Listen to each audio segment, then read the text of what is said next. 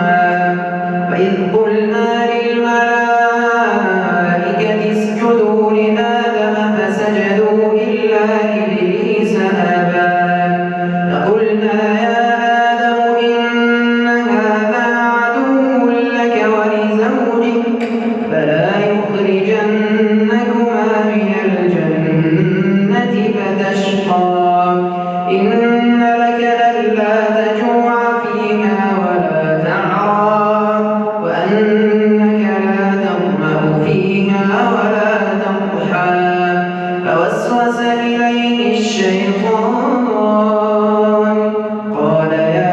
آدم هل أدلك على شجرة الخلد وملك لا يبلى فأكلا منها فبدت لهما سوآتهما وطفقا يخصفان عليهما من ورق الجنة وعصى آدم ربه فغوى ثم اجتباه ربه فتاب عليه وهدى قال اهبطا منها جميعا بعضكم لبعض عدو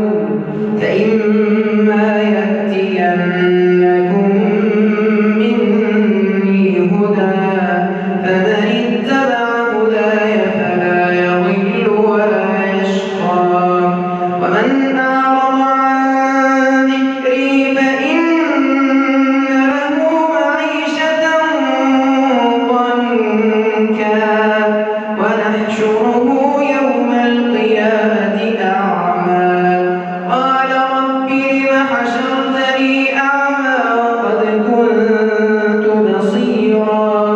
قال كذلك أتتك آياتنا فنسيتها وكذلك اليوم تنسى وكذلك نجزي من أسرف ولم يؤمن بآيات ربه ولعذاب الآخرة أشد وأبقى أفلم يهد لهم كم